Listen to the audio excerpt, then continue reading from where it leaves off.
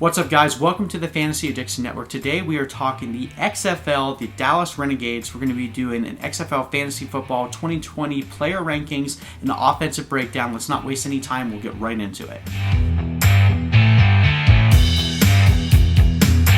So yeah, I'm so excited for you guys today. We're going through the Dallas Renegades. We're going to be breaking down this team from a fantasy angle, looking at all of the offensive pieces that I think will be fantasy relevant going into the 2020 season for the XFL.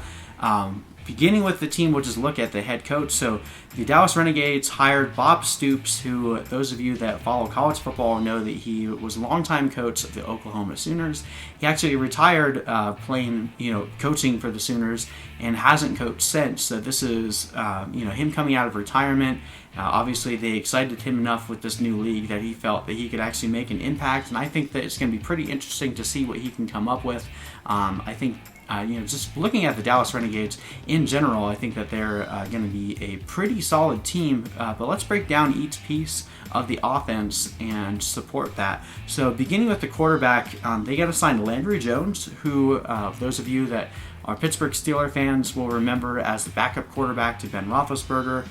In both the NFL and college, he played really close to the line of scrimmage. He's not really your throw it deep kind of guy. I think he always averaged under 10 yards per throw. So I think this league might prove differently in how Landry Jones plays, but overall, just based on the knowledge that we have and the history that we have with Landry Jones, it's looking like that will probably continue, and we'll use that into our analysis. But I do think that Landry Jones is one of the most seasoned and talented quarterbacks in this league, which, I mean, obviously the talent gap is going to be way different in the XFL than it is in the NFL, but I think that Landry Jones can succeed here. This should technically be like an air raid offense, so there's probably going to be a few times that he goes deep downfield. We'll have to wait and see if he actually has the accuracy to be able to hit downfield, but, at this point, I'm totally willing to accept any new change that comes along. So while I'm not anticipating Landry Jones to throw the ball deep too much, it might happen, and it might be awesome. And then looking, we've already gotten news that Landry Jones was actually one of the first casualties. He did get hurt. He hurt his knee, I believe, a few weeks ago, and he was going to be out for about 4 to 6 weeks. But that puts him back. He'll be back before the season starts. So assuming that he's healthy and ready to go, I think that we can move forward with him being, a reliable quarterback option from a fantasy perspective. If he's not there, then Philip Nelson becomes interesting. Also not the greatest quarterback here, probably one of the lesser backups in the league, but I mean, at this point, depending on how large your fantasy league is, you'll probably need to start every possible quarterback or at least own them, so Philip Nelson would be a name to look at if Landry does end up missing time into the regular season. All right, let's look at the running back. So the first running back that was drafted for the Dallas Renegades is Cameron Artis-Payne. So Cameron Artis-Payne was drafted in the 3rd round. He's a former Carolina Panthers backup running back. He's 29 now, so he's definitely past his age apex, but his experience in the NFL while playing in a good offensive scheme should really set him up to be pretty successful in this league. There's quite a few running backs by committee going around, as you'll see as we break down each team. This one is less of that. I think that Cameron Artis-Payne will actually see the vast majority of the touches in this backfield, which makes him what you would consider an elite running back in the XFL. Given that, I would really expect him to be drafted somewhere in the 101 to the 103 range.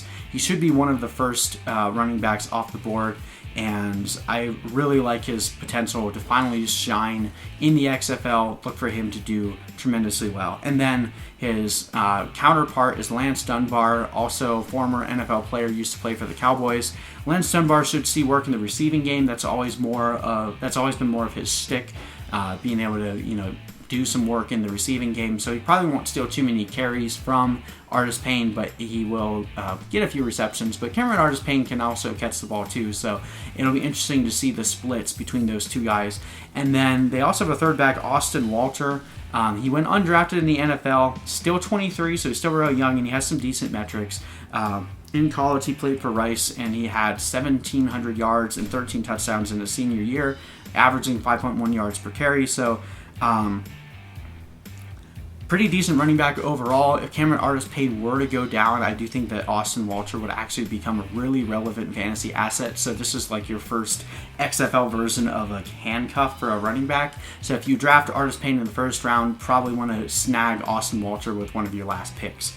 All right, let's jump into the wide receivers. But before we go there, if you guys are curious, I actually have all my rankings posted online. You can click the link in the description or go to www.fantasyaddictionnetwork.com and download those guys. You guys can get those absolutely for free. I'm updating them every single day as we lead up to the XFL season, so that way you guys can be ready. And any league that you join with your friends, you'll be ready to crush it come day one. You'll already have an extreme upper hand because there's so much unknown in this league, so I'm putting in a lot of work, a lot of research, a lot of analytics to get you guys the best possible rankings. So make sure you download those, use those if you're going to play fantasy football in the XFL. All right, let's look at the wide receivers. So Jeff Badet was the first wide receiver and actually the first pick in the skill position draft for the Dallas Renegades. He's 25 years old, used to play for the Minnesota Vikings. I think he'll end up playing more of that slot role than your typical X receiver. He's a bit smaller, but he's a fast guy, and really should end up being a PPR machine. When you think of the skill set that Landry Jones actually brings to the table, it really feeds well to what Jeff Badet can do because he gets open on shorter routes. Again, playing that slot role. He's going to see a lot of targets that aren't that far down the field, which is perfect for a smaller guy like Jeff Badet, who can hopefully break free from the defender pretty quickly off the line and get open, and then hopefully get a lot of yards after the catch. But clearly the Renegades thought a lot of Jeff Badet when they drafted him in the first round. They also drafted a similar player in Stacy Coley, and they traded him away about a week ago. So that should further ensure that Jeff Badet is the true talent in this offense. And again, just based on Landry Jones' skill set, I think Jeff Badet will be the most targeted receiver here. While I don't think he carries the ceiling of a wide receiver like Rashad Ross, Sammy Coates, or Trey McBride, I think his floor should be one of, if not the highest of any wide receiver, making him worth an early round pick. Another receiver to talk about here is Jazz Ferguson. He most recently played for the Seahawks. I think he was let go before the season started. Ferguson is a huge, big body receiver with decent metrics, and he had a 16.9 college yards per reception. So I think he's likely going to get a lot of red zone looks and will probably score a lot of touchdowns. And you guys got to remember the scoring system with the extra point rule. I think Jazz Ferguson will be a guy that's often targeted on those 1, 2, and 3 point conversions, so that'll definitely boost his value.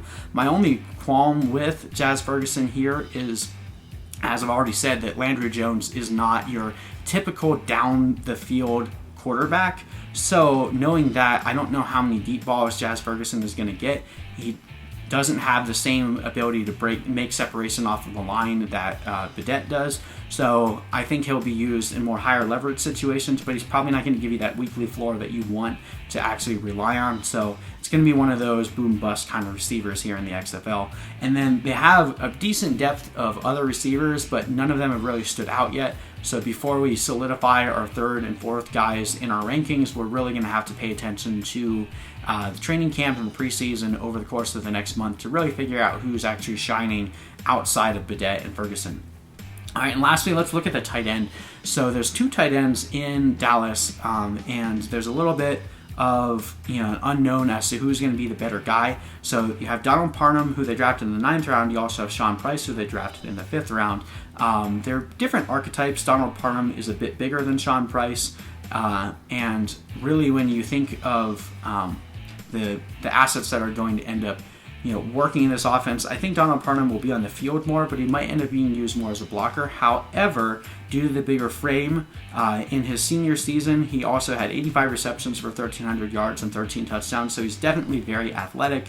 I think he could potentially be a force to be reckoned with in this league, and especially if Jazz Ferguson struggles in the red zone, then Parham could become the first go-to target in the red zone, and again on those extra point plays. So overall, I like Parham better than Sean Price, but I also understand the logic of saying, well, Sean Price was drafted earlier, so there's a chance that they end up wanting to use him more as a receiver, and his body type typically would be more of your tight end that you would see that wouldn't be blocking as much, but rather be catching the ball more.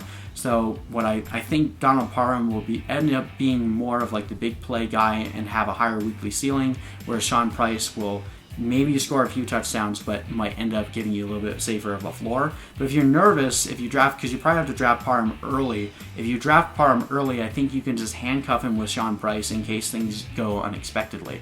But anyway, just overall looking at all the teams, I think Dallas is probably the second best offensive team, maybe the third. They're pretty close to LA, and I think that there's going to be a lot of fantasy points scored, just not as many big plays as you might want, based on the skill set of Landry Jones. But anyway, hope you guys found this helpful. Thank you for watching our fantasy football breakdown of the Dallas Renegades, where we looked at the player rankings and offensive breakdown for this team. We'll be going through and creating individual player breakdowns as well, so be on the lookout for that. But again, thank you guys so much for watching. Please like and subscribe for more XFL content for the fantasy football season in 2020, and we will see you guys in the next video.